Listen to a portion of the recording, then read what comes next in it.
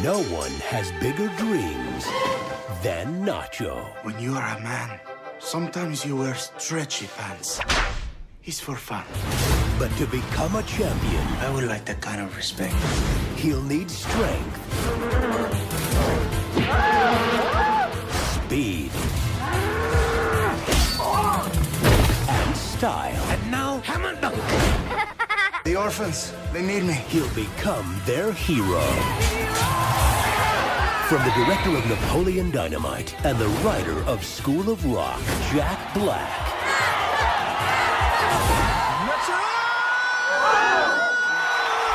Nacho Libre. That didn't hurt. And now, introducing the hottest new tag team in podcasting, George Feast, Johnny Clash, the Game Mart.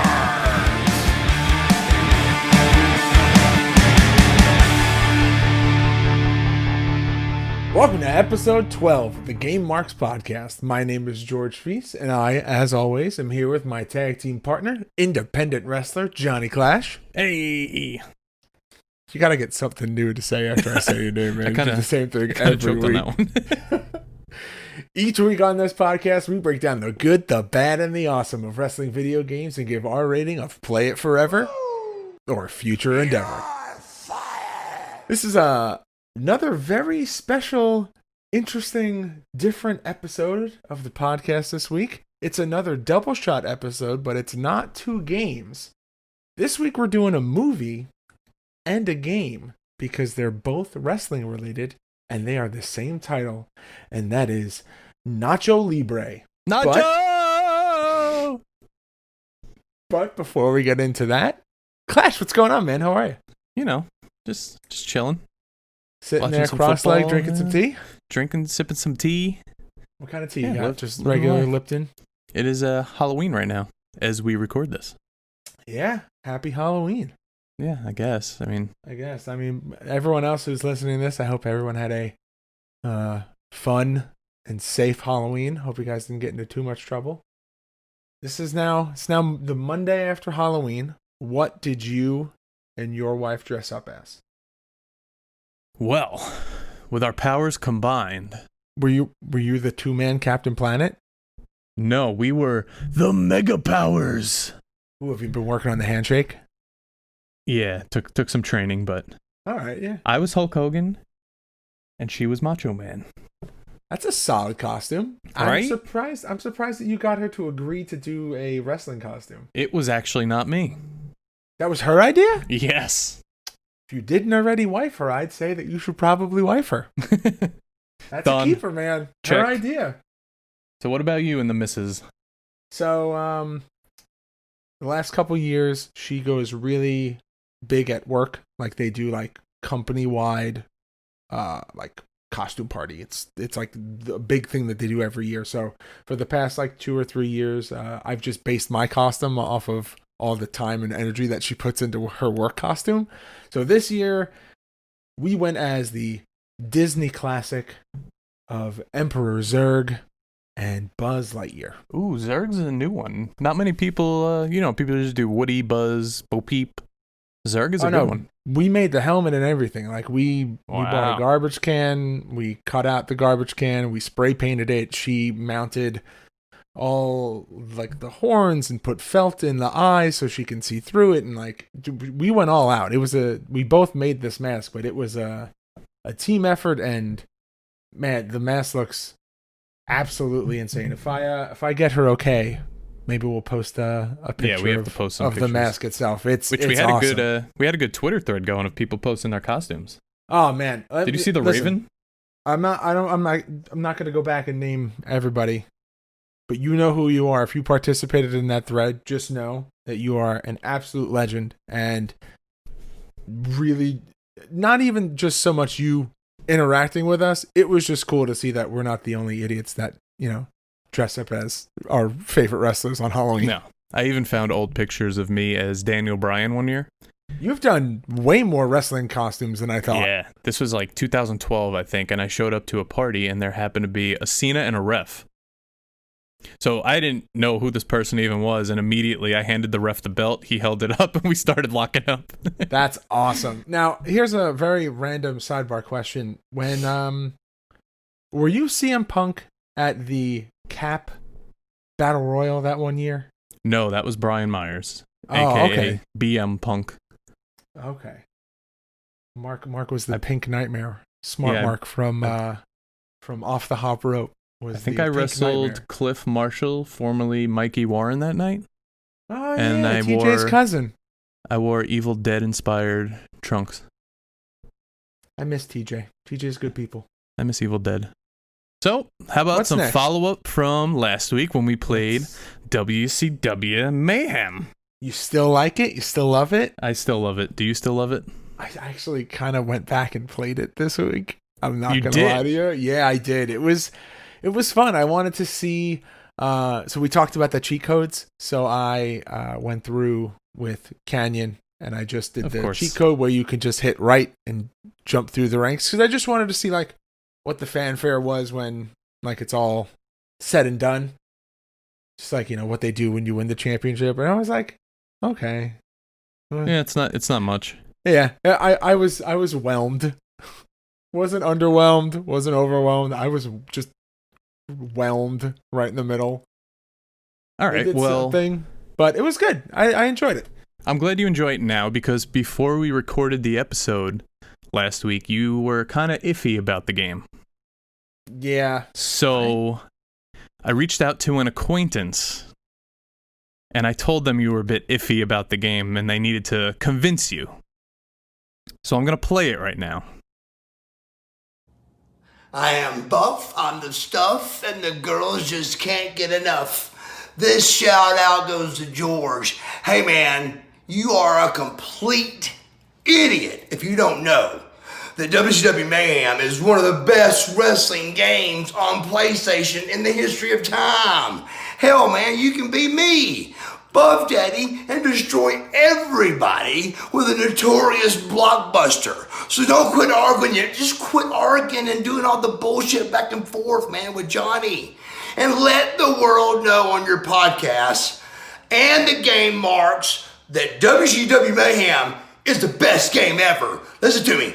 I've never played a video game in my fucking life except Atari. And this game I've heard about at least. So that tells me there's something about this game that makes it number one. Listen to your friend. Dude, Buff Daddy's out. Holy shit. Holy shit. I have no words. Buff fucking Bagwell? Buff the stuff. And he said that it's the best game, even though he hasn't played a game since Atari. And he like calls out the blockbuster. He's wearing the buff hat. Like, I actually have no words. You have no words, even though the hat's not in the game. I feel like I have to watch it again. Watch it after. It's kinda- almost a minute long video. Yeah, he's trying to convince you that it's the best game ever. Do you think he's actually ever even seen this game? I feel so like you always see when there's even stuff going back to like the N64 days where like I remember very vividly like Test sitting backstage playing either WrestleMania 2000 or No Mercy, like either on Raw or on SmackDown, or it was just like an ad during Heat or something. Like I feel like they give the wrestlers or they give the WWE copies of the game and then they just like have them backstage and it's like, hey, if you want to see what you look like in this game, cool. Yeah, I don't see why not. I'm pretty sure they all get a copy. Yeah, I'm sure it's not like forced, like, hey, this is part of the product, like you have to play this game. Like, Yeah, I know But- the mocappers at least, they get a copy. Buff fucking Bagwell. Yeah, so if you're not convinced already, there's a little extra convincing to to keep playing Mayhem. That unbelievable. You're Happy speechless. Halloween. You're speechless. Happy Halloween. We'll post that on all social media for everyone to see. So anyway, how about some gaming news? Yeah, take it. I don't have words right now, so you gotta take us through this. At least the first part. All right, so released a patch on November 1st, coming out at 5 a.m. That's version 1.02. So maybe some of these bugs are going to be fixed, I hope. So hopefully, all the glitches we've been seeing all over the place are somewhat fixed. I doubt all of them are, but hopefully most of them. Yeah, and obviously, as we find out the patch notes and what's happening, we'll be posting them on social media. By the time you guys are listening to this, we've already posted about it and commented on it. Hopefully, a lot of the issues that everyone's been having have been resolved, at least most part. Maybe they, at least reduce the amount of Charlottes in the game to 6. Yeah, doubt it. So here's something interesting, which could have been done this year.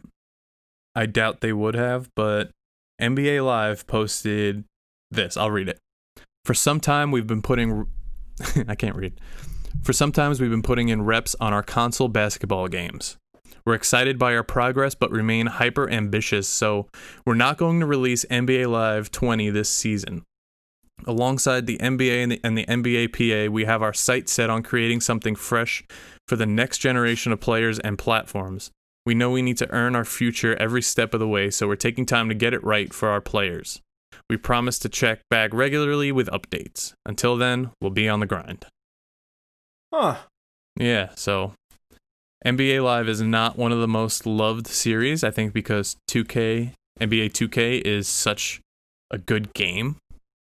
Yeah, that's been around for... Yeah, that they kind of just threw in the towel. I hope they make something good and fresh for the new consoles, but that will remain to be seen, I guess. We did talk about the PlayStation 5 a couple episodes ago, so there's always, you don't... Here's my thing. Just because a new console comes out and you're used to releasing games every year doesn't mean that you have to be a launch title, or B, release a new game every year. I would rather, and feel free to disagree with me. John, you let me know right now. Everyone else, let me know on Twitter. I would rather get a game every 2 to 3 years, but know that game is going to be leaps and bounds from what the previous entry was. A perfect example is Grand Theft Auto. Another perfect example is UFC. They do every other year. They're the other example that I go to all the time. Every other year, roster update. What's wrong with a roster update? A little cleanup and some new arenas, done. Yeah. I remember the biggest change a couple of years ago was when they revamped the submission system in the UFC. And that which I still can't get, so... submissions are supposed to be difficult in every game. They're even difficult in the WWE games to a certain extent. But I would rather have someone come to me and say, hey, I know that you're very used to getting a wrestling game every year. It doesn't even have to be a wrestling game. It could be Madden. It could be NHL. It could be anything. You're not going to get a game every year. But the next time that we do release it, it's going to be significantly different and significantly improved from the title that you're playing now. Agreed. GTA does it. I think they release a game every... I think it's 7 years is usually their gap between... I still play 5. 5 and 7 years. Yeah, I was playing GTA 5 earlier this week. We don't play together. How sad. Well, because you're on console and I'm on PC. So, in other words, we're not getting an NBA. We would like to see maybe a little postpone happen with games that aren't finished. So that takes us to the sequel to The Last of Us 2, which was supposed to come out on February 21st of 2020. Naughty Dog confirmed that it will actually be out May 29th. So I guess they hit a little snag in the road, and rather than put the game out unfinished, like we've seen, they pushed it back a few months. Which again, I would rather, especially with a series like The Last of Us, I would rather them take their time, make sure that it's perfect, because there are very, very few games that I would say are perfect. The Last of Us is perfect. It's beyond perfect. Like, it is the benchmark for how video games should be made in terms of graphic, play style, just storyline, everything about it was incredible. So I'd rather them take their time and not tarnish the reputation, which honestly is probably why they're doing this. They know how out of the park Last of Us 1 was. They're not going to risk tarnishing their reputation with something like that. Right. And my last little piece of gaming news, if you could even call it that, because it's not actually gaming news, but the NCAA is now going to allow players to be compensated for merchandise. Which means, I don't know if you were a fan, NCAA football can return from EA Sports. Well, don't get me started on EA. But never played the NCAA series, but doesn't mean that I wouldn't. Well, here's the part you might like, which kind of is similar to wrestling games or how we would like wrestling games to be played. It's kind of similar to, I would say, like a My Career mode. All right, your I'm NCAA player used to be able to be imported into Madden. Huh. So that was kind of cool. So the last NCAA game was actually 14, and this is when everything was going on with the players and the rights to their names and all that. So it kind of just had number 20 on the back or wide receiver, and they didn't use actual names. And I know in Madden, when you draft in your franchise mode, it's kind of just made up people with CGI faces. That's interesting. It's funny because other sports aren't like this because, say, NHL, they're not going through a college. And if they are, they're not in the game. They're going through the juniors. They're going through the East Coast Hockey League. A friend of mine's actually in NHL 16. His face isn't there, but he's there. Could you imagine, and this is like really out of the park, could you imagine if they released, hypothetically, they release an NXT game for the PSP? You could build an NXT character, work him up through, starts with the North American Championship, maybe has a run with the tag titles, becomes the NXT Championship. It's a short game. Maybe, it's a game that retails for like $25-$30, or maybe it's just like a digital download. And then you have the option to import your character from that NXT portable game into the latest 2K game. I would like that. It just kind of conflicts with the My Career mode. But it would, yeah. Or maybe that's, maybe that becomes... Maybe a mobile game or like a Switch game. Yeah. But it's an interesting thought, and it kind of would play into the same thing that you used to be able to do with the NCAA games, where like you could import your character over. I think anything like that, I'm in. I'm into that.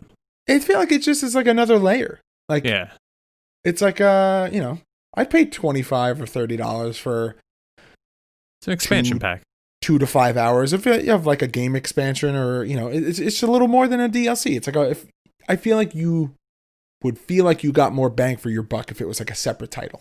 It's like the Sims house party all over again. Oh yes, give me Living all those large Sims house DLCs. party, pets. Any more gaming news, rumors? So I was contemplating if I wanted to talk about this, because as we speak, as we are recording, BlizzCon starts November 1st. So by the time you're listening to this, BlizzCon has already happened, and we know all the wonderful or horrible things that are happening. This is all you. I know nothing about any of this. Okay, that was going to be my next question was, did you ever play a Diablo game? Have you played Overwatch? Are you a World of Warcraft person or StarCraft?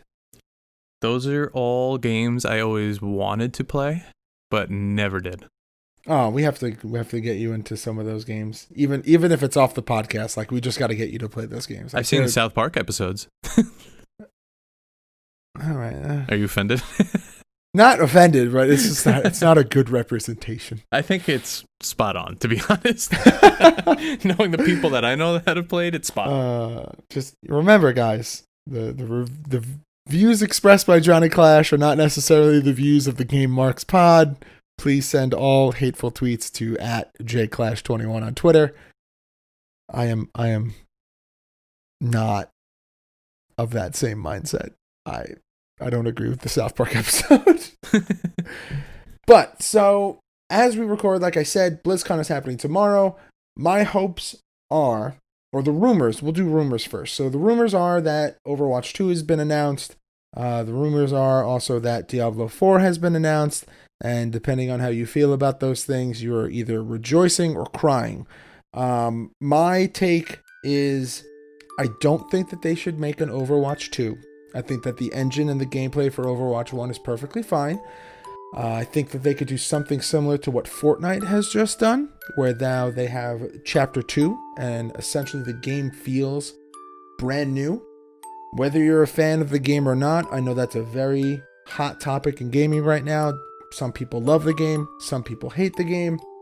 You have to admit, to completely revamp your map and completely change major aspects of your game 2 years into its creation, it's different. It's, they don't have a system where, if you're playing like a Counter-Strike or a Gears of War or a Battlefield, where you can just add maps, or there's a DLC pack and you get more maps. Fortnite has one map. They make changes to it every season. They only have the one map. So I think Overwatch getting a similar treatment to that, where, the maps that we've had for the last couple of years, those go away.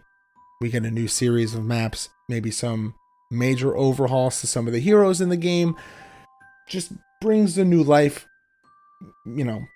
gives it, what do they say on fresh paint of coat. Yeah, I'm just trying to find a lullaby to put behind this. You asked me to talk about it. And then for Diablo, I'll just keep that short and sweet. I want Diablo 4. That's it. My only request for Diablo 4 is that I would like to be able to play with 6 players instead of 4 in the lobbies. Other than that, I think we should just keep that series going. I've been a big fan since I was, a teenager. I'm now in my 30s. I still love the series greatly. I think that should just keep going. But all right. With Sounds that great. said, now that I've bored all of you with non-wrestling related gaming talk, it is now time for my favorite part of the episode, the question of the week. The question of the week is sponsored by Galvanized Grips. Galvanized Grips sells customized controller grips, skins, and other cool items to enhance your gaming experience. Their grips fit perfectly on PS4 and Xbox One controllers and come in a variety of different colors and patterns to match your gaming style. Check out their shop at galvanizedgrips.com and use code GAMEMARKS at checkout to receive 10% off. That's Galvanized Grips, GALVANIZEDGRIPS.com and use code GAMEMARKS. And leave off the last S for saving. No, don't. The code won't go through. Hey, we both bought these grips because I had a few controllers with the stick kind of peeling back because I play a lot of NHL, and yeah. These things covered it up. They're comfortable. They're soft. They don't kill your fingers. And it's a nice rubber grip too. Like, it doesn't feel cheap. Yeah, they're not popping off. They Just come in feels- cool colors. And I think that was the thing that I like the most, is that it adds a little, pop of color to your otherwise boring black controller. they're also pretty damn inexpensive. They're only like $2 for a 2-pack, $8 for a larger pack. So, hey, yeah, use our code. Check them out. So, last week it was my question. This week, Jonathan, the stage is yours. First of all, I just am scrolling through our Twitter feed, and someone posted a picture of Jericho with a long list, and it says 2K20, the game of 1,004 patches. I'm gonna retweet that. So if you see it, that's Patch gonna- number 104. Armbar. Anyway, okay. So when you were talking about the NXT game before, Yes. I didn't give much input because I had this question queued up in my head. Oh. Did I kind of guess your question? Not really, but kinda. Ooh. So we're seeing more virtual reality games. Ooh. If you put on a headset and all of a sudden you're in the performance center and you actually start learning how to do body slams and clotheslines and wrist locks and arm bars, do you think that's something we could see in the future? Here's the second part. I remember when Guitar Hero came out. All of a sudden, all of these people literally thought they were guitar heroes. All these people that never picked up a guitar. All these, quiet kids in school were like, oh my God, I love Pantera. I know Cowboys from Hell. That's about it. If we see a VR game like that ever, I feel like the people who already complain will be complaining that they know how to wrestle because they played this game, and no, you'll have a lot more to deal with at Creative Pro. So yeah, it's kind of like a chain reaction. But do you think that a game like that would be cool in the future? So it's a toss-up because the logic in me says that that's not possible because no company in their right mind would let that happen, because just imagine the damage that people were going to do to their houses. I'm not saying like take a bump on your floor, but why not grab the air and do a collar and elbow tie-up? So have you ever watched any like VR fails on YouTube or anything? No. There's hours, Clash, and I mean hundreds and hundreds of hours of people playing with their Oculus or their, Samsung VR set and breaking, putting holes in sheetrock and punching lamps off tables and breaking, chandeliers and stuff. Like, it's insane. So I think from a logistics point, unless they figure out a way to better control how those situations happen in VR, I don't think it's going to happen. Gamer in me, just go into an open area. The gamer in me wants that tomorrow. Like, I think that's super, super cool and a logical next step for gaming. Just, everyone's talking about how can we make the graphics better? How can we make the experience and gameplay more immersive? It doesn't get any more immersive than you actually putting on a headset and like being face to face with the superstars that you see on TV. Like, why not? I mean, it's same thing could go for NFL. You could catch a pass from Tom Brady or something. Get a pitch from Garrett Cole. And maybe it's a combination of both controller style and VR. So maybe, if you want to do certain moves, you have to hit certain button commands on the controller, but you can dodge a punch by moving, or you can, certain aspects, maybe certain, could you really, all right, hypothetical. Your favorite move in most of the games that we play, for some reason, is some odd variant of a Canadian destroyer. VR headset me a Canadian destroyer. Okay. You're just push forward. So in certain aspects with certain moves, it would work. And then with certain aspects and certain moves, it wouldn't work. So I think that's a way that it could work. I would like to see it. I would absolutely be open to try it. And I hope that, one day that's something that we get to cover on the podcast. I don't know. I thought that would be a good idea. Then again, I've had an Oculus for a couple years now, and I maybe turned it on twice. Well, there's some live stream content for us. We'll just fucking VR headset. If you have an Android, plug it in. Yeah, I do. I have a Samsung. Great. All right. So that is the question of the week. Let us know what you think. If VR wrestling was a thing, would you do it? How do you think it would work? And more importantly, who is the first person that you would go toe-to-toe with in the ring? So how about we get into our hashtag deep dive of Nacho Libre. Nacho! And this week, the deep dive is sponsored by Cap TV.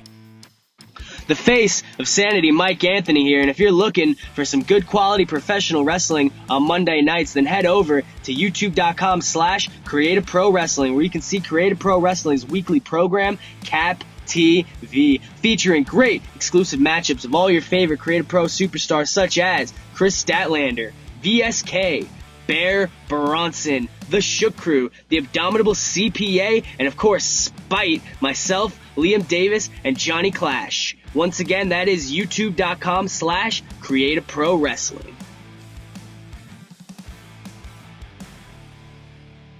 All right. Love hearing about Cap TV, man. Great series. Get to see your pretty face every now and then. Yeah, I love being on Cap TV, which I will be in the next coming weeks. Hey, that's good. So, take us through the ever so loving Nacho Libre.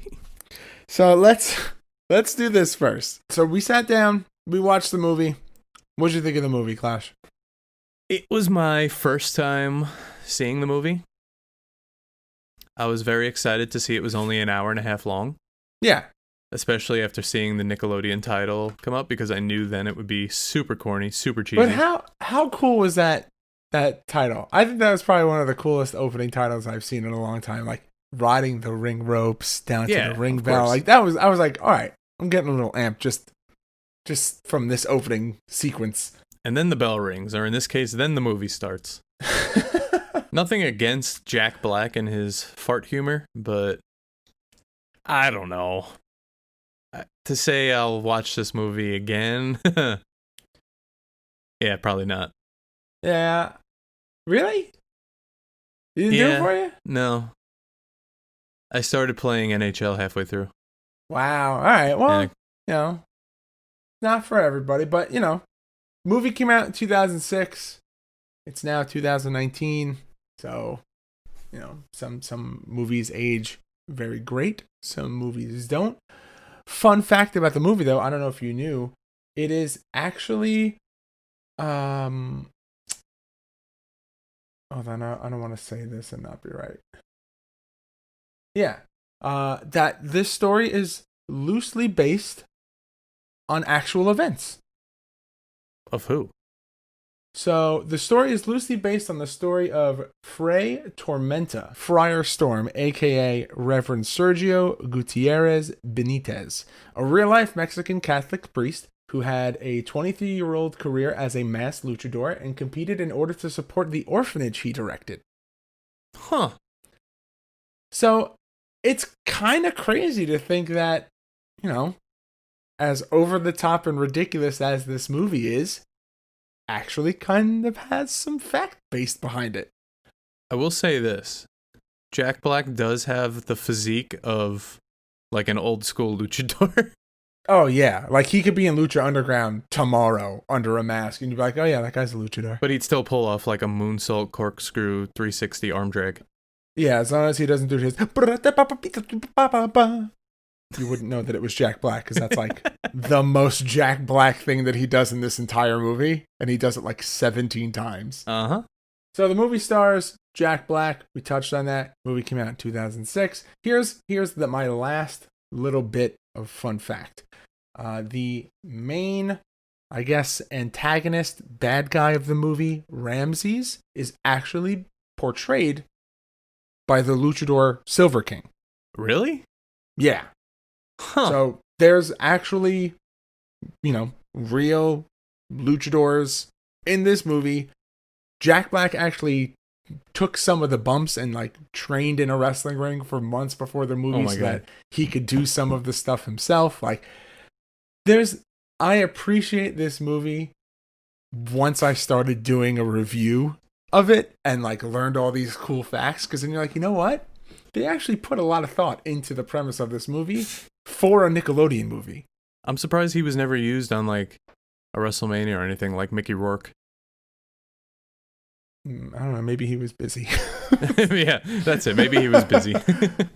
All right. So that's our very short, very brief review of Nacho Libre. Clash, if you had to give this your rating of Play It Forever or Future Endeavor, what are we going with?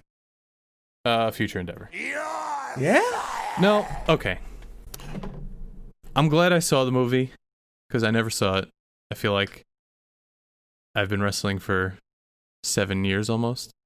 I probably should see it, so glad I saw it. Won't watch it again. So I'll give it like a loose future endeavor. It's he's like suspension. It's like suspension for 30 days. Yeah. Yeah, it's on hiatus. Oh, yeah, there we go. It's on ice. I'm playing this forever. Okay. It was something stupidly charming, and this movie is ridiculously quotable.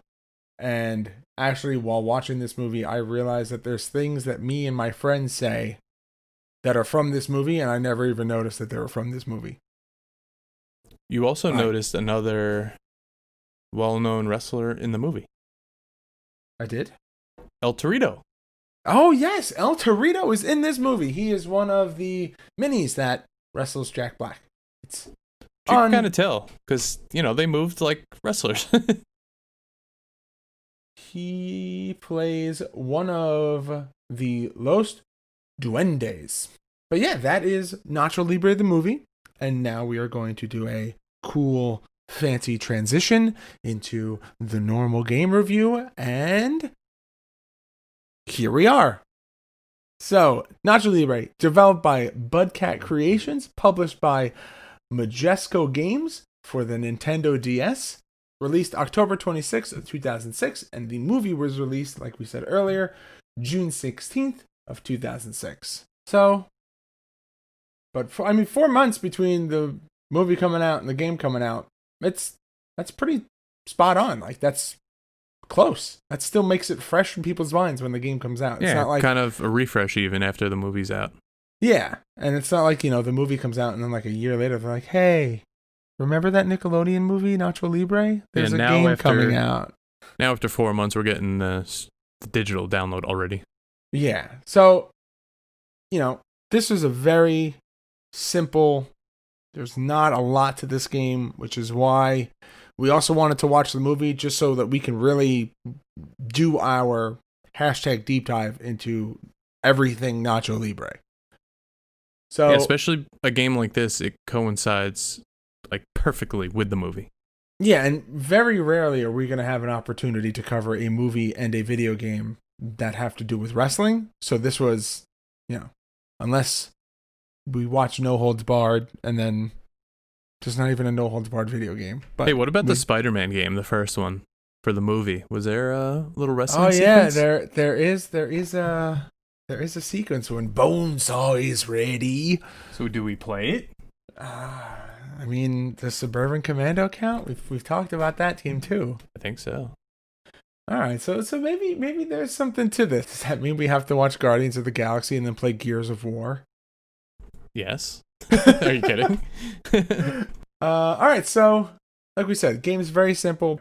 Player controls one of 21 wrestlers, 18 from the movie, and 3 bonus characters. There is a story mode. It's a single player based on the plot of the movie, which, super cool, actually has little clips of the movie peppered in throughout the story, which I thought was a really interesting touch. Yeah, that was cool, because you would complete the task at hand, say, beat this person or beat this person, and they would play the clip from the movie on where he did the same thing you just did.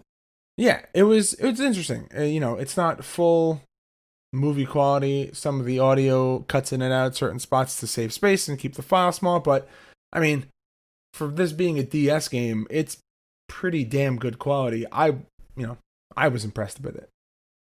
There is a versus mode, but primarily the versus mode was used over the Bluetooth connection or the link cables between the Nintendo DS. So unfortunately, we only had one DS, so we were not able to do a Clash at the Feast this week. So I win by default?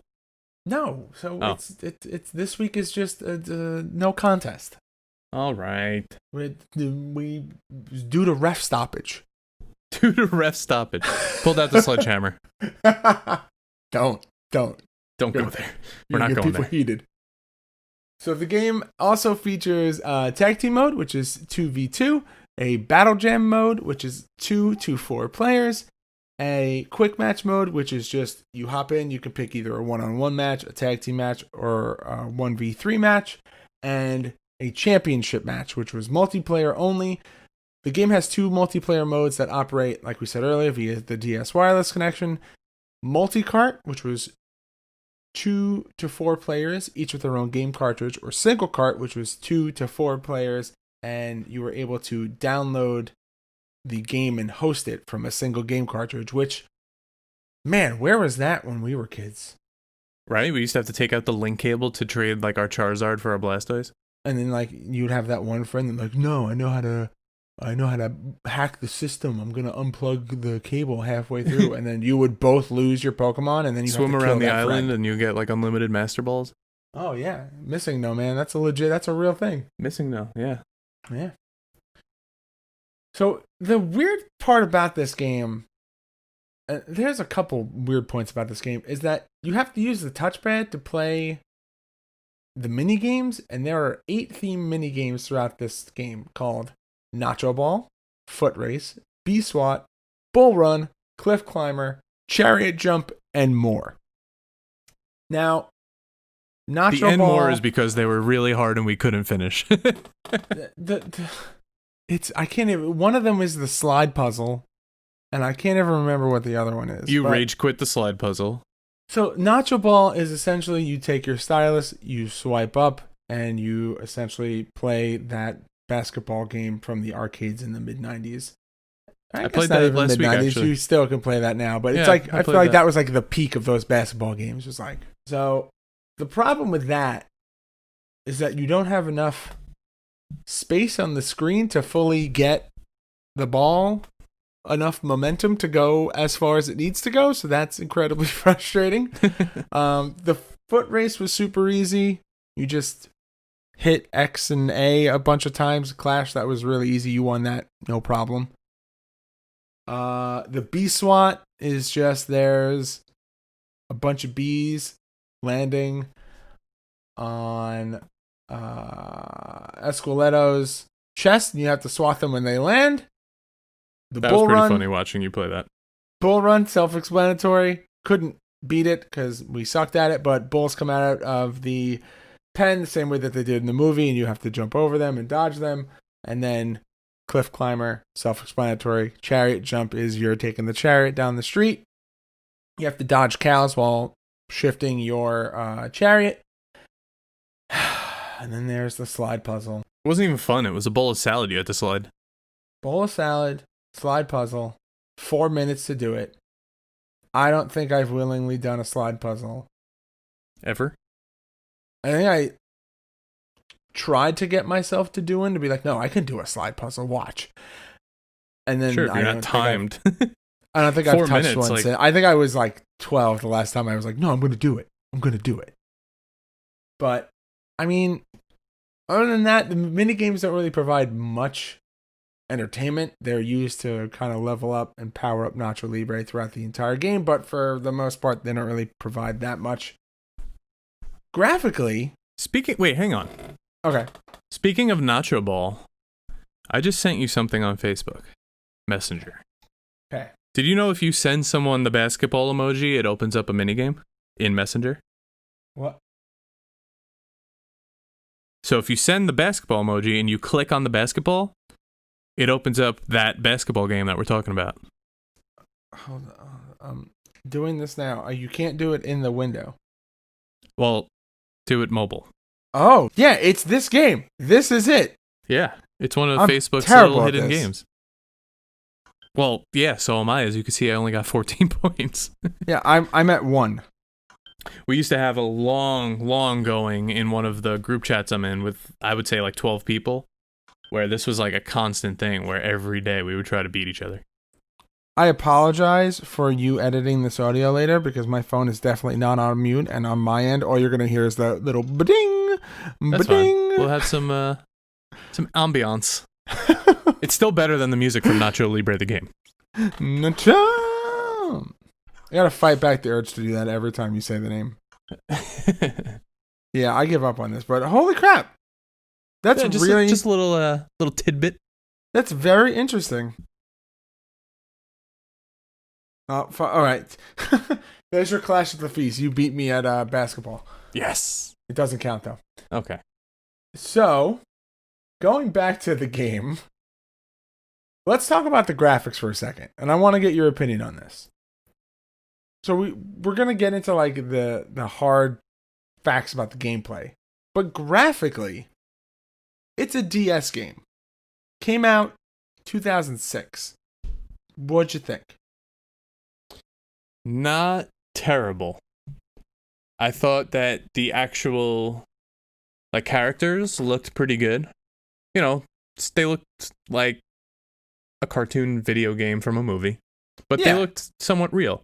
And the crowd, you know, I'm a stickler for the crowds in all these games. I'm going to bring it up every single game. Strange detail to be a stickler about.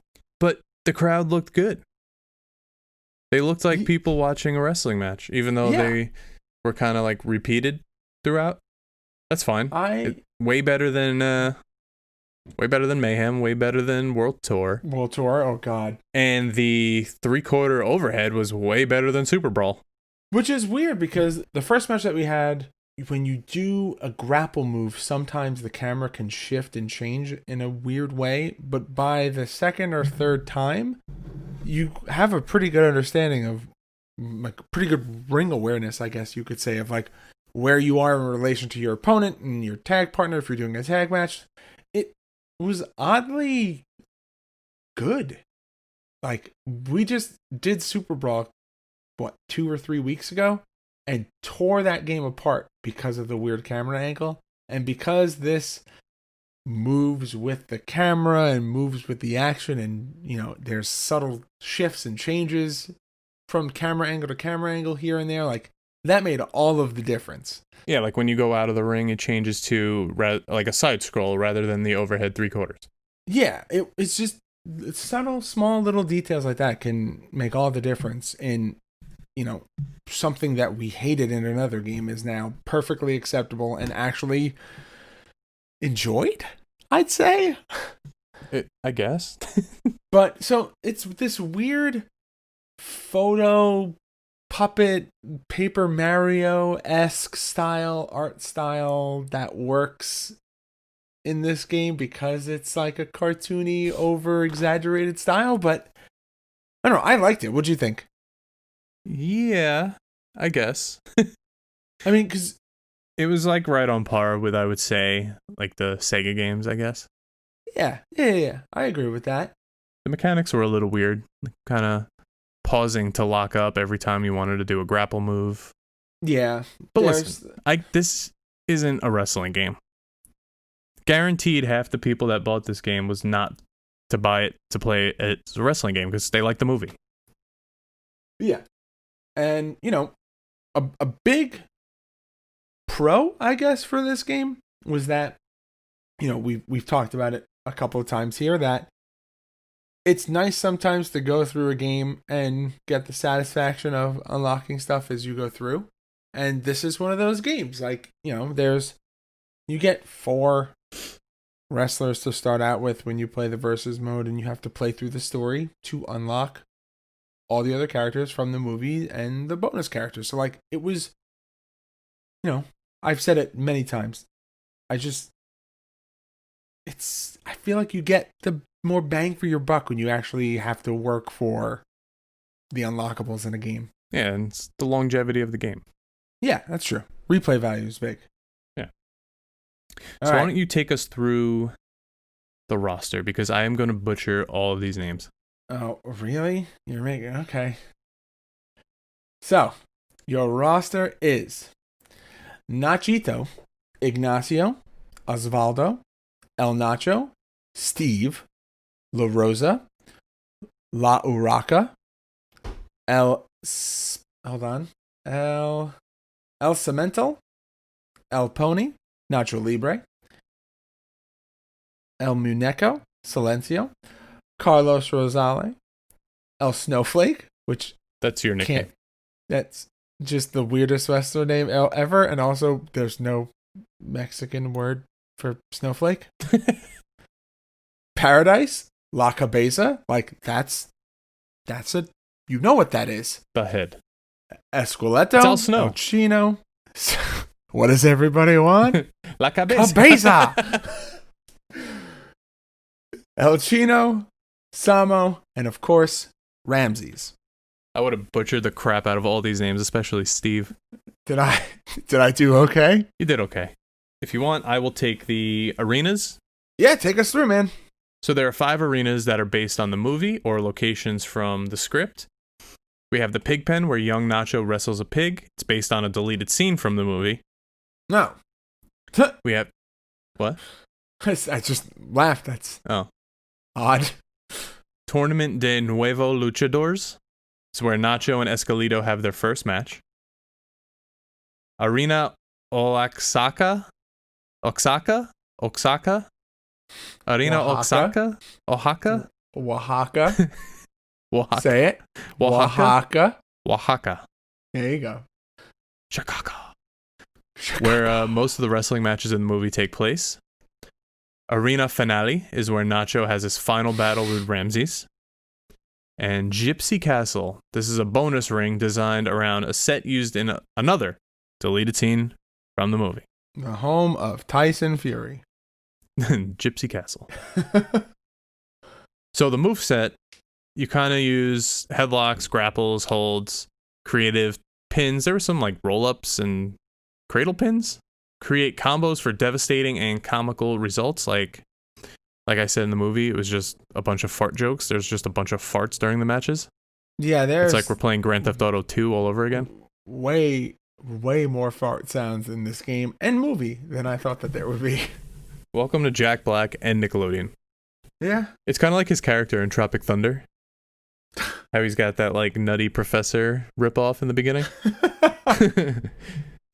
Yeah, I don't know. I saw some Hurricanranas. It was kind of... I didn't see a way to do really like combos or anything devastating. It was just kind of grapple. Here's a backbreaker. Pin. Kick out. Let's reset. Let's grapple again. Let's do a move. Let's pin. Yeah, then there's not kick out. many moves. Like there's not, this isn't a like you said before, this isn't a wrestling video game. This is a side scroller, sometimes wrestling beat 'em up style based off a movie. It's not, However, most of the people playing this game aren't looking to do like 450s and right, and you could tell because it kind of has the menu like I would say like Yoshi Island, where you have to go from place to place and figure out what you're going to do next, where you're going to go. So you don't have to do the match if you want to do the mini game. Vice versa, Yeah. you'd like travel in your little whatever his cart is called in the movie from place to place. There's almost like a weird RPG aspect, like travel aspect to the game, which was a interesting twist on a wrestling game, kind of. Yeah, I kind of like it's a little more. Yeah, it's not just drop in, do some matches. Okay, now here's your career mode. Like it was, I would like to see something like that built more upon for a major console or a PC release, something like that. So, you know what time it is. I know that the question of the week is my new favorite part of the show. But my OG love, my day one, my ride or die, is when you take me through those ratings and receptions. Okay, now I guess because this is a movie-based game, I was looking through some sites and there was a ton of reception. So I only pulled a few quotes I could find. There was a lot. Okay, we'll do like a greatest hits. Yeah. Like a best and worst of. So the game received mixed reviews, obviously, from aggregator Metacritic, which Metacritic always has mixed reviews. Obviously, not everyone's going to like everything. Yeah. Nintendojo says Nacho Libre isn't perfect, but it is a game with a lot of character. The sense of humor lends a lot to the title, and the wrestling game is entertaining once the controls and rules have been puzzled out. That's what you said. Once you got the hang of it, it was fun. Yeah. Once you figured out what the controls did and what you were doing, it was, you seemed, and I'm not trying to bury you here, but wow. I just said I'm not trying to bury you here, but it looked like there were some points when you were playing that it wasn't, granted you didn't do as many matches as I did, but there were some points where it was just like, especially from coming from the 2K series to the AKI series and, all the other games that we've been playing, this was very different. Like, it's very, very far, a very far cry from the games that we've played over the last couple weeks. And you have to expect that because, like I said, this isn't a wrestling game. So I'm going to read the last review and then I'll say what I was going to say. So IGN says there's a solid shell here in this Nintendo DS product. There's a ton of extras, and it's nice to see all these Nacho Libre elements, like snippets from the movie, and publicity shots, as well as Jack Black instead of some lame look-alike that most flick-based games have resorted to. What Nacho Libre lacks is fun and balance. So they put the game over, but then they say, this isn't fun. See? It's just kind of like what I did with you. But I agree, because, like I said, I've played, I think, all of the Spider-Man movie games, and it's clearly not Tobey Maguire. Oh, okay. So, out of the 3, which one are you going with? I think 3, honestly. Yeah, I'm going with 3 too. 1 was fun. 2, when I got 2, I was kind of like over it because I had just played 1 and it was just the same thing. Yeah, 3 was a lot of fun. I remember seeing those in theaters like the day they came out. Which, if you compare it to the movie was terrible, but the game was great. Yeah, because the game was good. Like how this game coincides exactly with the movie. I feel like a lot of movie games will have a lot of extra in just to have it last longer. It's filler. Yeah. Which I like. That's fine. As long as you're getting to the same point, who cares? It makes it more fun. And as long as it's relevant. It's not like suddenly we're going to take you off-world for 45 minutes while you're on this other planet doing random things, and now suddenly you're back in New York. Yeah, and also if you've seen movies, you know what's going to happen, so it's cool to throw like a little wrench in there sometimes. Exactly. So also what I was going to say is, before we get to these scores, it's a movie game. It's not a wrestling game. For them to say, the wrestling aspect's great, but it's not fun, people aren't buying this to play it like it's a 2K game. They're buying it because it's Nacho Libre. It's a DS game that kids are playing. So, like, relax a little on these, Like, IGN's not giving it a good rating, but why? It's a movie game. What are you comparing this to? Are you just overall comparing it to every game ever made, or are you taking into consideration what it is? I think they could have put together a wrestling game like, say, Raw or Super Brawl with just the characters from Nacho Libre in the arenas, but they added that extra of the movie bits and the mini games to give you more. Yeah. So good for them, but I don't know. Some of the people rate some of these games like, I don't know. I don't know why. Listen, if they were going to use this, and there was rumors for a long time after this movie came out that they were going to try to do another one. If this was a jumping off point and this was their first attempt at making a game, the next one probably would have been great because it would have been better than this because it probably wouldn't have been for a portable console. It probably would have been, a PlayStation 2 release or a PlayStation 3 release. It would have been something that had a little more meat on the bone, like had a little bit more to offer. Maybe there would have been a creative mode. Maybe, you would have had some, extra stars from AAA or something in the movie. It's also a Nickelodeon game.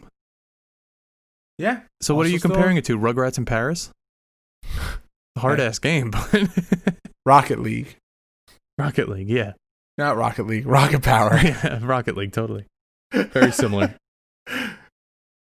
All right, so take us through these scores so we can... All right, so Metacritic 56 out of 100. Saw that coming. Yeah. GameSpot 5.7 out of 10. IGN 4 out of 10. Endgamer 46%. Nintendo Life 4 out of 10 stars. Now I've never seen a star rating that goes up to 10, but okay. Nintendo Power 7 out of 10. It's kind of funny seeing like the Nintendo games always get rated better in the Nintendo magazines. I wonder why. Yeah. Yeah, that goes back to kind of our discussion last week, how people get paid for these ratings, but never mind. Yeah. So, that is the score, but now let's get to the most important score of them all. Well, George? hold on. I want to cut you off for a second. So, we talk about GameSpot pretty much every week and their ratings. Did you know that GameSpot since 1996 has only given 15 games a 10 out of 10? I was actually just about to look up what the highest rating they've ever given, like what games. Do you want me to read you off really quickly the 15 games that they gave perfect scores to? Yeah, rapid fire. Rapid fire, here we go. Super Mario Odyssey. And this is, by the way, in no order. It's just how they have it listed on their website. Super Mario Odyssey, Divinity Original Sin 2, The Legend of Zelda Breath of the Wild, Uncharted 4, Metal Gear Solid 5, The Phantom Pain, Journey, The Witcher 3 Wild Hunt, Bayonetta 2, Super Mario Galaxy 2, Metal Gear Solid 4, Guns of the Patriots, Grand Theft Auto 4, Ooh. Tony Hawk's Pro Skater 3, Chrono Cross, Soul Calibur for the Dreamcast, and The Legend of Zelda Ocarina of Time. Okay. I mean, that's a pretty solid list. I feel like if you're going to give Grand Theft Auto 4 a perfect game, which it was awesome, why not give 5 the perfect score? Because they're still going. That's true. Also, and there was more. This list is from October 26th of 2017. So okay. That's funny. Tony Hawk Pro Skater 3 cracked it. NFL 2K review, a 9.9. What? Wow. Did you play Tony Hawk 3? I know you're on your little Tony Hawk binge right now. Oh, I've played every single Tony Hawk game that they made up until the ones that they did for the Wii. I've loved every single Tony Hawk game. Yeah, so Tony Hawk 3, obviously 2 was like the launching point where everyone was like, oh my god, these games are phenomenal. So 3, I actually uploaded WWF Forcible Entry as my soundtrack on Xbox. And that is the only playlist that looped through my whole time of playing Tony Hawk 3. So me and my friends... soundtrack is not bad on the Tony I don't Hawk even 3. know what it is. Oh, because dude, I only listen to Drowning Pool and like Static X or whatever is on there. Jeez, they've got... So, bands on the soundtrack include CKY, Motorhead, AFI, Alien Ant Farm, Exhibit, KRS-One, Rollins Band, Redman, Del the Funky Homo Sapien, Ozo... I don't even know. Motley? Motley? It's not Motley Crue. Calm down. And more. But yep, can't say I know it. Yeah. I don't think this is as fresh in my mind as it should be. Because I remember. I'm still on 2 right now. So there's one map called Rio, which is just a circle. It's like an outdoor, like Rio de Janeiro, like with the palm trees and stuff. But there's just a circle of like stuff that goes around it. So once you finish the game, you could actually keep balancing around and jump to the next piece. And you pretty much go until you either want to stop or you fall off the skateboard. Unless you have perfect balance. Right, unless you want to throw in like a manual somewhere or something. But me and my friends used to compete for who was the best of the game because my friend, he's the most competitive person in the world. More than you. More than me. He owned WCW versus the World, and he wouldn't share like how to use the controllers. I think I mentioned this, how if you won, you would get one of his big jawbreakers that he had in his room. Everyone loved those jawbreakers. But he would always win, so obviously we never got them.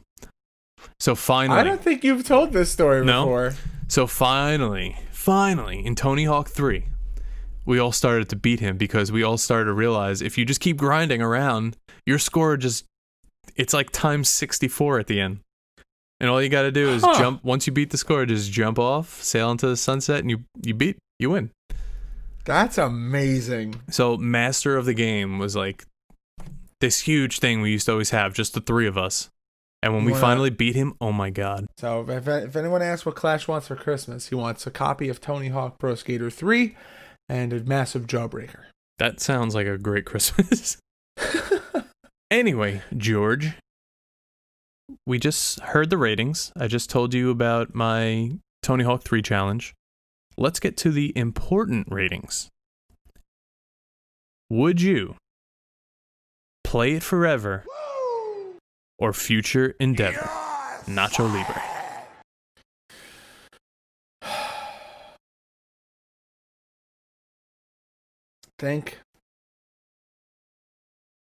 think I'm going to have to future endeavor this game. You're fired. It's fun, but it leaves a little bit to be desired, and I feel like a major saving point for this game would be if it was on a console, if it was on the GameCube, and there was an option for local multiplayer, because I feel like that could be something that saves the game and gives it a little bit more replayability. I love the fact that it's got snippets from the movie. You play through the game like the movie, like you run through the story in the movie, but just it's not enough for me to come back to it. Okay. What about you? Okay, so a lot of the future endeavor. You're fired. That's it, future endeavor. I appreciate the game, not going to play the game. Damn. Harsh? Just have some compassion, man. Yeah, no, so All right. Well, we gave it a shot. hey, listen, we can't keep playing WCW games as much as I'd like it. And you know what? We can't say that we're going to play every game forever. There has to be a line. Yeah. So, with that being said, I would like to propose a question to all of our listeners. So me and Clash were going back and forth for the last couple of weeks with some ideas, and we were thinking that maybe it could be fun if we opened up a pro wrestling tee store. Maybe got some Game Marks Pod swag, maybe some hats, some hoodies, with the cold weather coming, some t-shirts or tank tops.